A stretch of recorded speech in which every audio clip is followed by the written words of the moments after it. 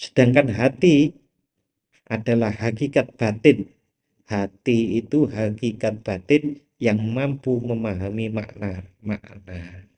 Jadi hati itu paham. Sehingga kita sering ada orang mengatakan dasar orang duwe hati. Enten tahu nggak tadi? Nggih. Apa kok gak duwe ati umpamane kalau ada orang begegek wae. Ono wong butuh ditolong gak ditolong. Kayaknya gak duwe ati. Orangnya bilang begitu.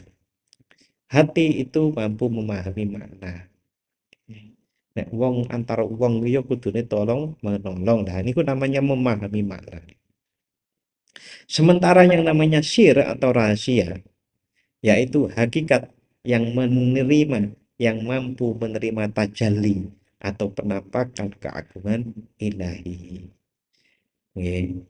Sama seperti saya tadi ceritakan, kalau seseorang niku mendapatkan cahaya ilahi ar-Rahman, nggih, maka dia itu menjadi pribadi yang kasih sayang pada orang lain.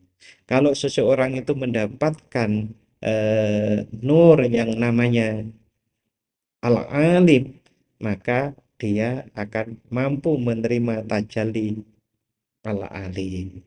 Ya. Al-alim niku nggih pinter, bocah ini niku pinter. Pinternya niku nggih, saking pintere kadang-kadang orang niku bilang, kok pinter banget ya? Itu sebetulnya ilmunya dari mana? Orang-orang menyebut ilmu laduni. Bismillahirrahmanirrahim. Alhamdulillahirabbil alamin. Wassalatu wassalamu ala asyrafil anbiya'i wal mursalin sayyidina wa maulana Muhammadin wa ala alihi wa ashabihi ajma'in. Rabbi syrah li sadri wa yassir li amri wahlul 'uqdatam min lisani yafqahu qawli. Rabbi zidni ilma warzuqni fahma. Amin ya rabbal alamin. Bapak-bapak dan saudara-saudari rahimakumullah. Alhamdulillahi rabbil alamin. Malam hari ini kita bersama-sama dikaruniai oleh Allah kesehatan, kesempatan dan kehendak baik untuk ngaji bersama-sama mendalami Al-Quran dan hadis melalui kitab Al-Hikam. Jadi kitab Al-Hikam itu dasarnya di Al-Quran dan hadis. Jadi pada malam hari ini kita sampai kepada hikmah yang ke-65. Bismillahirrahmanirrahim. Al-hikmatu ala khamisatu wasitun. Hikmah yang 5 dan 60. Artinya hikmah yang ke-65. Qala Asy-Syaikh Ibnu Athaillah radhiyallahu an. Syekh Ibnu Athaillah, mudah-mudahan Allah meridhai beliau. Beliau berkata, Al-Anwar matayal qulubi wal asrar. Cahaya ilahiyah adalah kendaraan hati dan rahasia batin. Maksud cahaya kok kendaraan? Nanti akan dijelaskan pelan-pelan oleh Syekh Asy-Syarqawi. Qala Asy-Syarqawi yarhamuhullah. Asy-Syarqawi, Syekh Syarqawi, mudah-mudahan Allah merahmati beliau. Beliau berkata, Al-Anwar, cahaya-cahaya. Apa yang dimaksud cahaya? Cahaya al-ilahiyatu, yaitu cahaya ilahiyah, allati taridu ala qalbil murid, yang diberikan kepada hati seorang murid, min hadratir Rabb, dari hadratir Rabb. Kemarin saya sudah menceritakan, Bapak, kalau jenengan di sini dengan orang-orang yang di Malioboro lebih dekat Sri Sultan siapa? Tentu lebih dekat yang ada di Malioboro. Masih ingat nih? Kenapa saya nggak cerita di sini? Cerita, saya cerita. Jadi kemudian kalau orang yang di Malioboro itu bergerak ke alun-alun, tapi sekarang nggak boleh dimasuki. Nah, maka orang yang di alun-alun itu lebih dekat daripada yang di Malioboro maupun yang ada di sini. Yang ada di sini ngawebut langsung sampai Paseban. Nggih saged mawon gitu. Nggih. Apalagi kok kemudian langsung dipanggil Sultan. Langsung dipanggil Sultan langsung duduk di Paseban yang tadi di Malioboro bergerak ke alun-alun ke Salib. Itu nggih saged mawon. Nah, kemudian kita dekat sekali dengan raja, apalagi rajanya senang dengan kita. Wah, diterima dengan baik malah dikongkon nyedak. Biasanya harus 5 tombak umpamanya begitu. Disuruh dekat lagi, mana kita sangat dekat kepada Allah. Nah, kedekatan yang sampai dekat seperti itulah yang namanya hadratur Rabb. Pada waktu dekat seperti itu ya disaksikan sinten. Ya raja, karena kita kagum dengan raja, karena rajanya agung, karena rajanya mempunyai sifat keindahan, keagungan, maka kita itu kanan kiri kita itu sudah nggak terasa, karena kita terpesona dengan keagungan dan keindahan sang raja. Jadi siapa yang datang itu kita sudah nggak kenal lagi, bukan nggak kenal ya sudah kita terpesona dengan raja. Nah, ngoten niku lho menyaksikan. Tapi bukan seperti itu hanya permisalan. Nggih, mboten enten sing sampai fisik kemudian menghadap kepada Allah kecuali Rasulullah Shallallahu alaihi wasallam di dalam Mi'raj. Dan itu pun masih diperdebatkan apakah Rasulullah pada waktu Mi'raj itu lahir dan batin. Nah, cahaya ilahiyah itu apa saja? Nanti akan kita bahas lagi lebih detail. Kita selesaikan yang ini dulu. Wataksulu ghaliban minal adkari warriyadon. Ya. Cahaya ilahi yang diberikan kepada hati seorang murid dari hadratillah itu biasanya diperoleh melalui zikir dan latihan spiritual. Oke.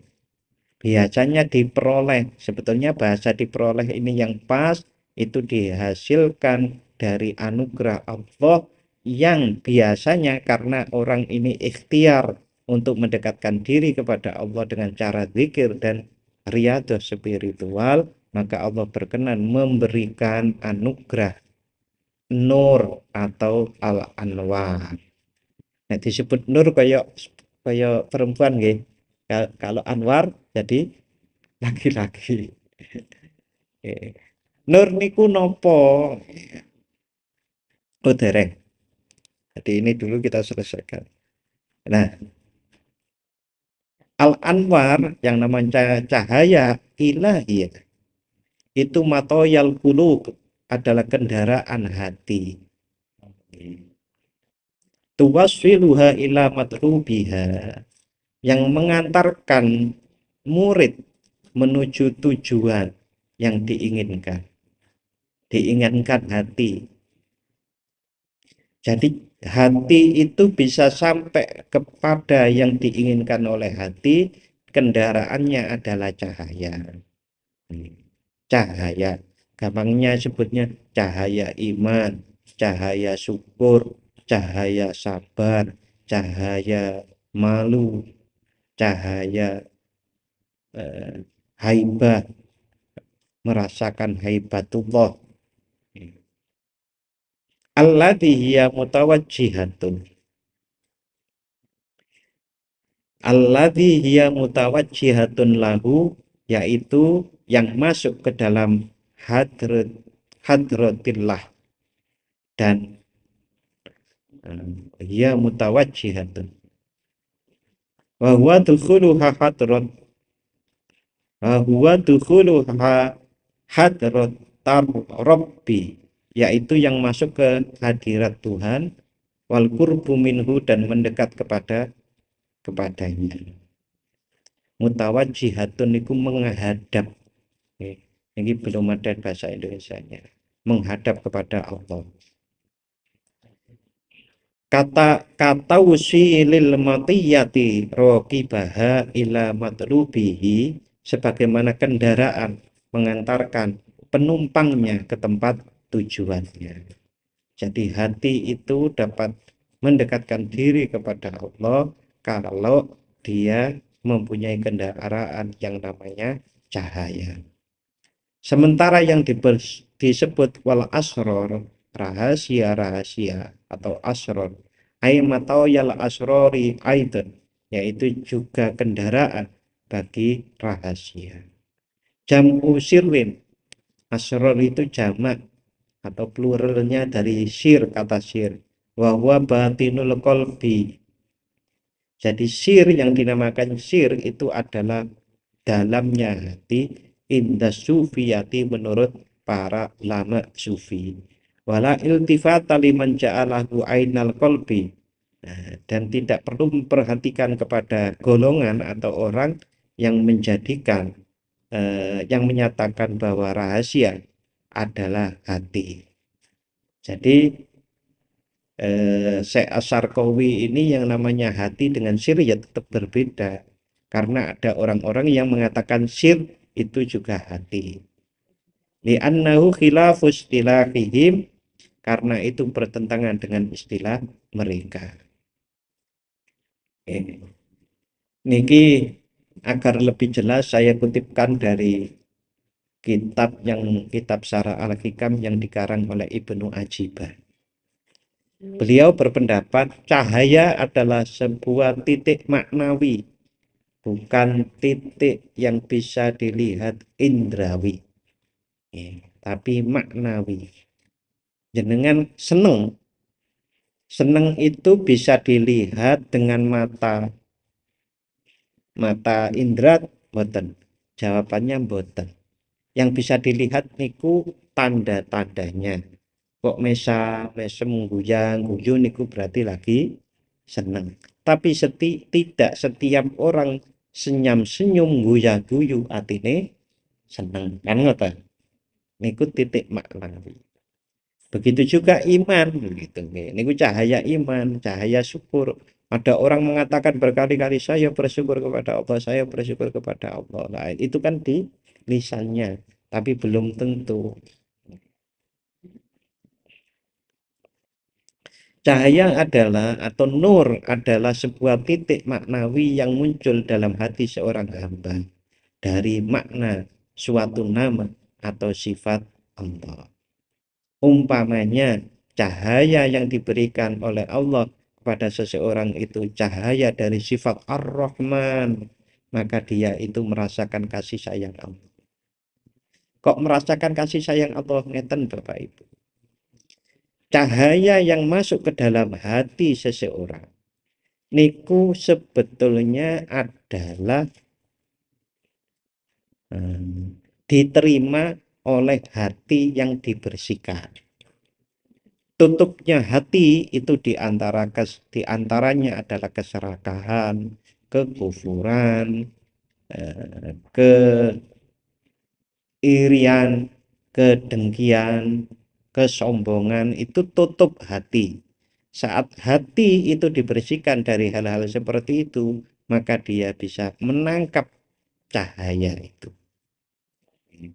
Di sini disebutnya cahaya adalah sebuah titik maknawi yang ditangkap oleh cermin hati.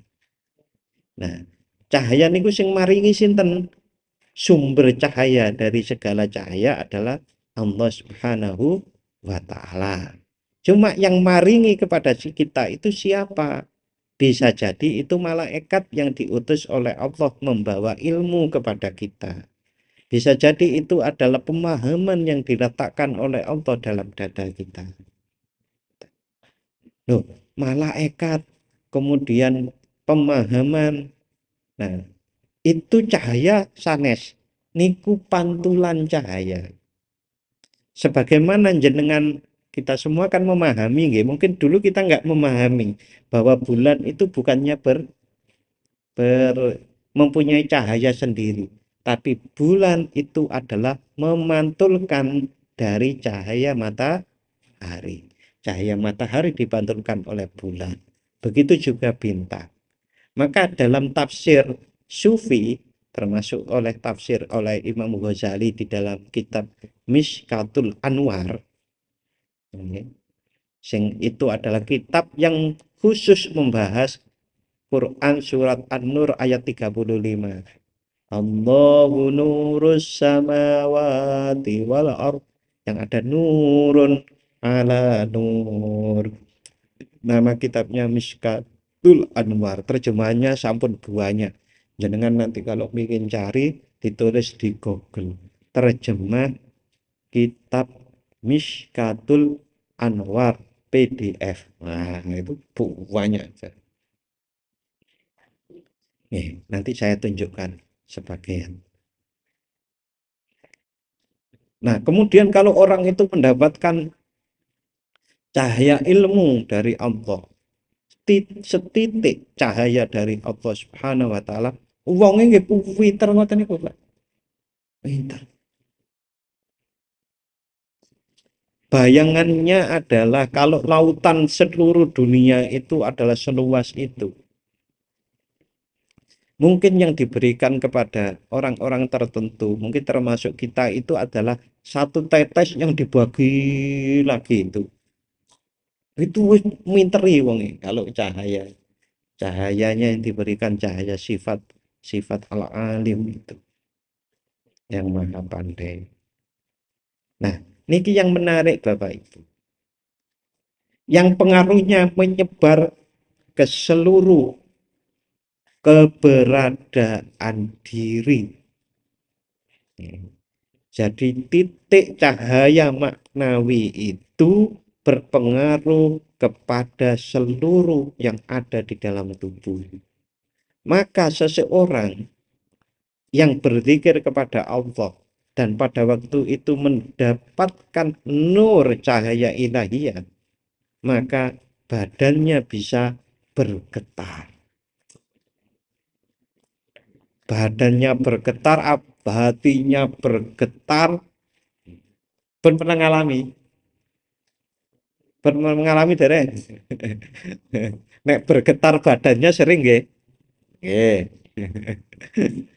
Tapi yang getaran itu diakibatkan oleh pas zikir ngoten niku. Nek mboten bergetar nggih paling enggak napa nggih? Eh pripun nek ancene rasa niku angel rodaan diceritani. Eh niki bahasa Jawa teng Jawa Timur. Mak preng preng preng preng preng preng preng ngoten niku. Pripun? Saged mboten? Ya, ya kayak jenengan bayangkan air tenang terus kemudian dapat ombak. Nah, itu terjadi di tubuh kita. Tapi sanes merinding beda. Nek merinding lewat teng mriku umpamane. Sepi-sepi zaman dhisik nek sakniki mboten paling. Nah, niku beda rasanya agak beda. Nggih. Karena beda, karena yang satu itu adalah cahaya ilahiyah, yang satu cahaya jin. Ngoten. Beda. Karena jin itu kan lebih kepada nar. Nar napa maksudnya? Api. Kalau cahaya nur. Bedanya nar sama nur loh nggih. Nek nur niku cahaya, nek nar niku api. Nah, berikutnya sehingga ia dapat melihat kebenaran dan kebatilan, membedakan kebenaran dan kebatilan dengan penglihatan yang tak memungkinkan baginya untuk menyelisihi apa yang harus dilakukan. Nur cahaya ilahiyah itu kalau sudah dianugerahkan kepada seseorang, orang itu biasanya manut. Kalau orang itu cahayanya masih diangen-angen, khoyali, ilmu yang masih dihafalkan, biasanya sok diingkari. Iki haram loh, malah sidik wae kok nyoba lah. Nah, umpamanya begitu. Nah, niku masih ada di hafalan, masa orang bilang ah teori kan ngoten. Tapi kalau sudah berupa nur, niku biasanya ini tidak bisa diselisih karena tuntutannya tarikannya sangat besar sekali. Niki demikian yang dijelaskan Syekh Zaruk. Syekh Zaruk itu adalah salah seorang ulama yang menulis syarah al-hikam juga yang lain. Nah, kalau yang saya baca ini Sarah dari Ibnu Ajibah. Pun lebih jelas nggih napa niku cahaya ilahiyah. Oke. Cahaya ilahiyah yang di sini Bapak Ibu, kalau dijelentrenkan lagi, saya tadi menyebut nama kitab yang namanya Miskatul Anwar. Niki Miskatul, niki terjemahan. Fi bayani marotib bil arwahil basyariyati an nauroniyati il bima'rifatiha ta'rifu amsilan tal Qur'an. Jadi kutub kedua, penjelasan tentang tingkatan ruh-ruh cahayawi manusia guna memahami tamsilan-tamsilan atau perumpamaan-perumpamaan dalam Quran. Pertama yang dinamakan roh, tingkatan roh, ini ada tingkatan ruh indrawi. Kalau saya lebih cocok mengatakan cahaya indrawiyah, yaitu yang menerima sesuatu yang dikirim oleh panca indera. Ruh ini, niki Imam Ghazali yang ngarang. Ruh ini adalah asal dan awal ruh makhluk hidup. Dengannya semua makhluk hidup menjadi hidup. Iya, makhluk hidup menjadi hidup, termasuk karena ada ruh indrawi ini. Ia sudah ada walaupun dalam diri seorang bayi yang masih menyusu. Jadi semua makhluk hidup itu punya ruh berdasarkan pendapat Imam Ghazali ini. Ruh indrawi itu macan bisa ngelihat, macan bisa nyakar, macan bisa takut, takut karena kita bawa obor, dia takut. Nah itu ruh indra. Kemudian yang kedua itu adalah ruh khoyali atau imajinatif, yaitu yang merekam keterangan yang dikirim oleh panca indera. Dari panca indera dikirim ke khoyali, menyimpannya rapat-rapat untuk kemudian menyampaikannya kepada ruh akli. Ruh akli ini ruh yang ketiga nanti, atau disebut ruh intelijensi. Ruh intelijensi atau ruh akli itu di atas ruh khoyali, maksudnya di atas lebih tinggi. Orang kalau hanya mengikuti indrawinya saja, nuwun sewu, berarti koyo wah, ngoten. Tapi kalau orang sudah ada khayalnya, niku sudah naik lebih tinggi kemanusiawiannya. Kemudian kalau sudah mempertimbangkan akalnya, dia sudah lebih tinggi lagi. Nah, mempertimbangkan akal niku ngeten umpamanya. Saya hari ini menurut keinginan raga niku indrawi, saya pingin makan sate kambing rong porsi opo telung porsi pojokan mriku. Ya kita tentang pojokan ya piye. Nah, kemudian Bapak Ibu, kita sudah tahu umurnya wis sakmene, pingine kok telung porsi, giginya sadar nyakot niku pun alot. Nurut akal maka itu akan merugikan kita. Kalau kita menuruti akal kita itu, maka kita sudah menggunakan dari ruh yang namanya ruh akli. Begitu juga kalau kita mengkalkulasi, umpamanya saya ini lebih baiknya nuwun sewu, leyeh-leyeh nonton YouTube atau zikir. Pertimbangannya kan mesti apik zikir, tapi belum tentu apik zikir itu kemudian mau berzikir kan boten. Orang kadang milih leyeh-leyeh niku tuntutan ragawi. Karena raga niku pinginnya nggak enak, kowe dideleh enak, nyantai ngoten niku. Oke. Berarti kalau kita menggunakan ruh akli itu kita akan memenangkan eh, sesuatu yang baik berdasarkan pertimbangan akal.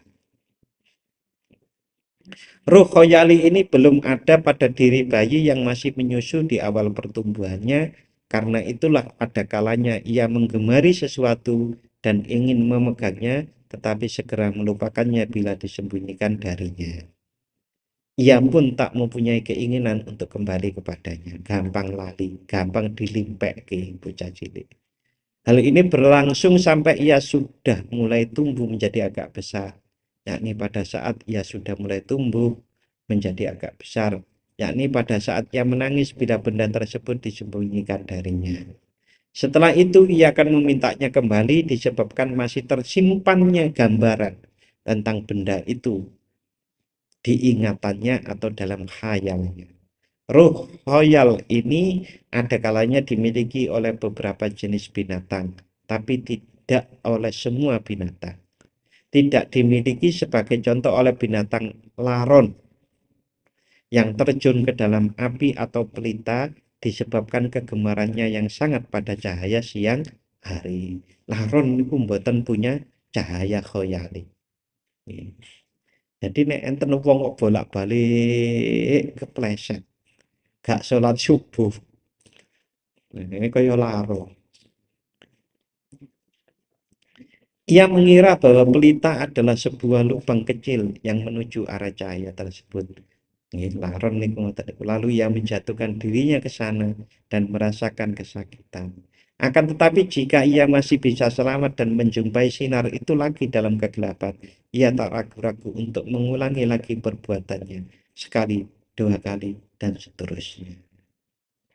Sekiranya memiliki ruh yang menyimpankan baginya perasaan sakitnya itu, pasti ia tak akan mengulanginya lagi setelah penderitaannya. Lain halnya dengan anjing. Jika pernah dipukul dengan sebatang kayu misalnya, ia akan lari setiap kali melihat kayu itu lagi. Jadi anjing lebih cerdas daripada laron.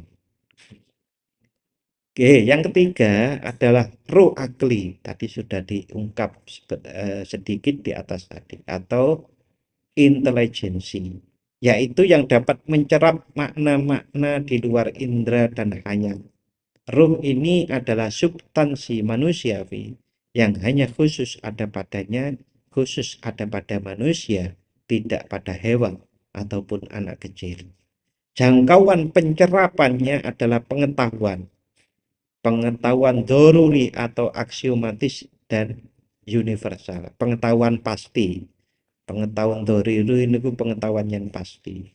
Contoh, orang kalau nggak ada pijakannya dari atas nggih jatuh. Ngoten niku. Sebagaimana telah kami sebutkan ketika menetapkan keutamaan cahaya akal di atas cahaya mata. Yang keempat itu ruh pemikiran. Ini cahaya. Kalau saya tadi menyebut yang disebut di sini bisa disebut cahaya indrawi, cahaya khoyali, cahaya akli. Yang keempat itu cahaya pemikiran. Pemikiran itu adalah apa yang ada di akal diolah menjadi, kalau bahasa kita niku lebih kritis, analisis kritis yang sampai menemukan sebuah kreasi. Ya. Analisis kritis yang menemukan kreasi. Wow, ternyata air kalau disemprotkan ke atas bagus. Pemikirannya itu lebih canggih lagi. Kita pakai sinar sehingga setiap air yang dilontarkan ke atas ada sinarnya biru, hijau, kuning. Penenten tahu ya? Nek jenengan pingin lihat tapi jarang dihidupkan itu di Embung Sendang Tirto. Niku eten niku mesin nih. Saya tanya kepada orang di sana, kok nggak dihidupin Pak? Pak, menghidupkan itu semalam saja mungkin itu 500.000 atau 1.500, 1.500, 1.500.000 semalam Pak. Air menari dengan sinarnya itu. Nah, itu adalah hasil pemikiran yang kritis, analisis kritis yang menghasilkan kreasi baru. Manusia saged ngoten niku, tapi tidak setiap manusia. Orang-orang yang cerdas, orang-orang yang berilmu, punya pengalaman, maka bisa membuat seperti itu. Kelas-kelasnya kalau dalam dunia agama niku pun mujtahid itu. Imam Syafi'i, Imam Maliki, Imam Hambali, terus Imam Ahmad. Itu pikirannya sudah sampai begitu. Oleh karena sampai hari ini pun kita masih menggunakan karya-karyanya, termasuk Imam Ghazali seperti ini, maupun Syekh Ibnu Athaillah As-Sakandari. Terus kita di mana, Pak? Kita paling-paling niku masih di ruhul akli tadi, cahaya akal. Kita sering masih di situ. Itu pun kalau mau konsisten dengan hasil cahaya akal sudah baik, Pak. Contoh, wong kita itu hidup di sekitar hebat-hebatnya wong umur itu 100 tahun. Padahal nanti di akhirat itu mungkin bisa 1 juta tahun atau bahkan tidak ada batasannya. Mengapa kita tidak mengorbankan yang sedikit ini untuk kebahagiaan yang di akhirat nanti? Bentuk pripun, Pak? Ya bentuknya ya gelem sholat, gelem zakat, gelem poso, gelem sholat sunnah, zakat sunnah, ya zakat sunnah, sodako, infak yang sunnah-sunnah, poso sunnah, dan seterusnya itu. Ya, niku bentuk fisiknya. Tentu harus didasari dengan rasa lillahi ta'ala. Niku ruh pemikiran atau analisis kritis yang menghasilkan kreasi. Niku yang keempat. Yang kelima niku ruh suci kenabian namine Bapak Ibu. Pun kita mboten nuntut karena apa?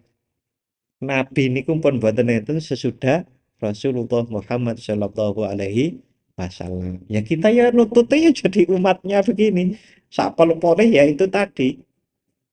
Kita jadi seperti Ibnu Athaillah, kita jadi seperti Imam Ghazali, kita seperti sahabat Umar, kita seperti sahabat Abu Bakar. Ngoten niku pun tinggi banget. Nggih, ngoten Bapak Ibu. Niki diantaranya Imam Ghazali mengutip ayat Al-Quran yang terkait dengan hal ini yang dijelaskan tadi. Demikianlah ini artinya mawon nggih Quran surat Asy-Syura atau surat yang ke-42 ayatnya 52. Niki angka cantik ini 4252. Mudah-mudahan bisa diingat nih. Dulu saya pernah kan Bu, Pak, Quran surat 10 ayat 100. Masih ingat betul? Quran surat QS titik 10.2 100 niku nggih angka cantik. Niki nggih ngaten. Quran surat Asy-Syura atau 42:52. Yang artinya demikianlah kami wahyukan kepadamu ruh dari sisi kami. Sebelumnya kamu tidaklah mengetahui apa sesungguhnya Alkitab Al-Quran dan tidak pula mengetahui apa iman itu. Tetapi kami jadikan Al-Quran itu cahaya yang dengannya kami tunjuki siapa yang kami kehendaki dari hamba-hamba kami. Jadi kalau orang kok mau belajar Al-Quran, terus enten paham sidi-sidi, apalagi kok banyak, niku dipilih loh Bapak Ibu. Siapa yang kami kehendaki. Ini ki orang pilih. Saya mau gelem melajari Al-Quran. Sesungguhnya kamu wahai Muhammad benar-benar adalah penunjuk ke jalan yang lurus. Nih. Jadi tadi itu ada ruh indrawi, ruh khoyali, ruh akli, kemudian ruh pemikiran. Kemudian ada ruh kenabian. Nah, objeknya apa? Niku kan alatnya. Objeknya niku nggih alam semesta. Terus Al-Qur'an. Terus diri kita sendiri.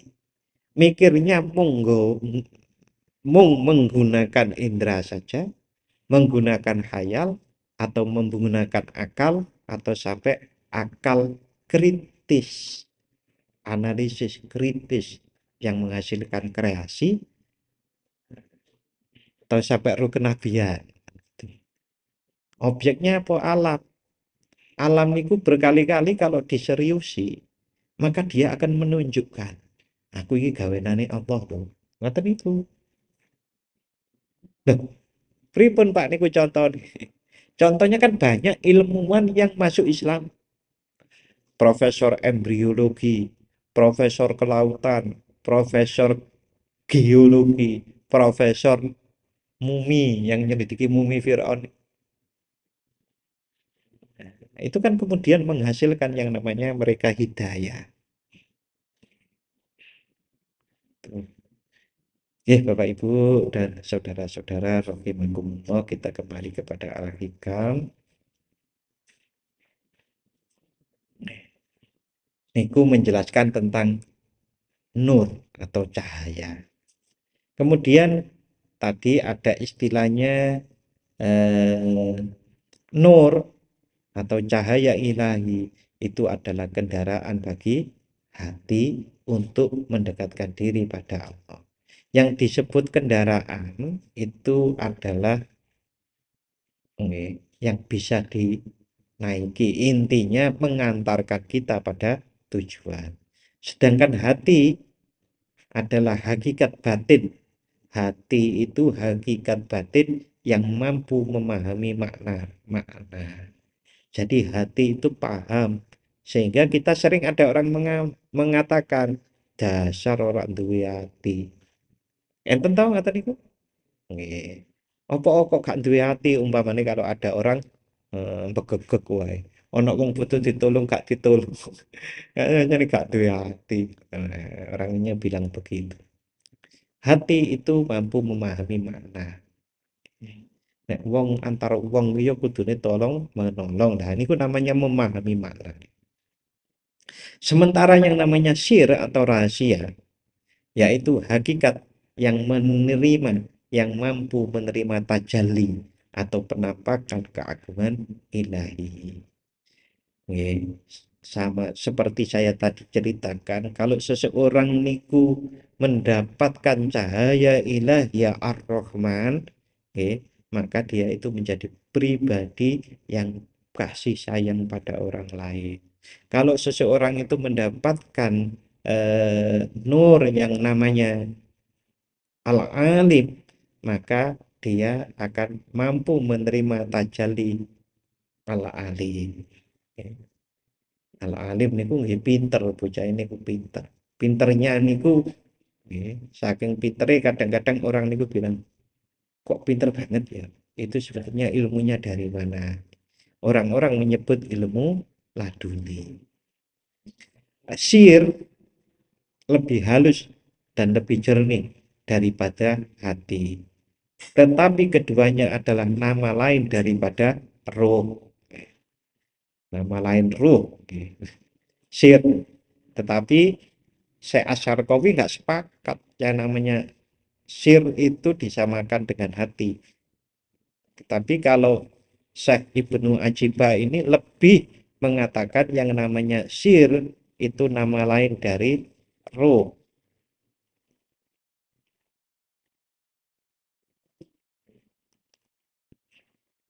Selama ruh masih kotor oleh dosa, oleh nafsu dan berbagai aib, ia disebut nafas. Ketika ia tunduk dan terkendali seperti unta yang diikat, ia disebut akal. Ketika ia terus berbolak-balik antara kelalaian dan kesadaran, ia disebut hati. Ketika ia merasa tentram, tenang, dan bebas dari lelahnya sifat manusiawi, ia disebut roh. Ketika ia sepenuhnya bersih dari kekeruan indrawi, ia disebut sir. Karena ia menjadi rahasia dari rahasia-rahasia Allah yang kembali ke asalnya, yaitu rahasia keagungan ilahi. Ketika Allah menghendaki untuk membawa hambanya ke hadirat kesucian, ke hadratillah dan mengantarkannya ke tempat yang akrab dengan Allah, dia akan mengkaruniakan waridan. Ingat, warid pada minggu, 2 minggu atau 3 minggu yang lalu kita bahas. Warid itu pencerahan, warid itu inspirasi. Kalau Allah menghendaki seseorang itu dibawa ke hadratillah, maka Allah mengkaruniakan waridat berupa cahaya sebagai kendaraan. Hamba tersebut dibawa dengan kendaraan itu dalam pelukan kasih sayang ilahi, ditemani oleh hembusan lembutnya hidayah, dilindungi oleh penjagaan ilahi. Maka ruh pun melakukan perjalanan dari dunia manusia menuju alam rohani, hingga ia menjadi salah satu rahasia Allah yang hanya diketahui oleh Allah. Katakanlah, ruh itu termasuk urusan Tuhanku. Ini Quran surat Al-Isra ayat 85. Oke, mudah-mudahan Allah Subhanahu wa taala memberikan pemahaman lebih dalam kepada kita, dan Allah mengkaruniakan kepada kita al-anwar al-ilahiyah, sehingga kita kemudian menjadi hamba-hamba Allah yang terpilih, yang dekat dengan Allah Subhanahu wa taala. Amin ya rabbal alamin. A'udzubillahi minasyaitonirrajim. Bismillahirrahmanirrahim. Allahumma sholli wa sallim ala sayyidina Muhammad wa ala ali sayyidina Muhammad walhamdulillahi rabbil alamin. Allahumma ighfir lana dhunubana wa liwalidayna warhamhum kama rabbayana shighara. Allahumma sabbit imanana wa nawwir qulubana wa barik lana fima a'taytana wa sallimna fid dunya wal akhirah. Allahumma nawwir qulubana bi nuri hidayatika kama nawwartal arda bi nuri syamsika abadan abada bi rahmatika ya arhamar rahimin. Allahumma a'inna ala dzikrika wa syukrika wa husni ibadatik. Allahumma inna nas'aluka salamatan fid din wa afiyatan fil jasad wa ziyadatan fil ilmi wa barakatan fil rizqi wa taubatan qabla al-maut wa maghfiratan ba'dal maut. Allahumma hawwin alaina bi sakaratil maut wan najata minan nar wal afwa indal hisab. Allahumma inna nas'aluka bi husnil khatimah wa na'udzu bika min su'il khatimah. Rabbana atina fid dunya hasanah wa fil akhirati hasanah wa qina adzabannar. Wa sallallahu ala sayyidina Muhammad wa ala ali sayyidina Muhammad. Subhana rabbika rabbil izzati amma yasifun wa salamun alal mursalin walhamdulillahi rabbil alamin. Matur nuwun dan mohon maaf apabila ada khilaf. Wassalamualaikum warahmatullahi wabarakatuh.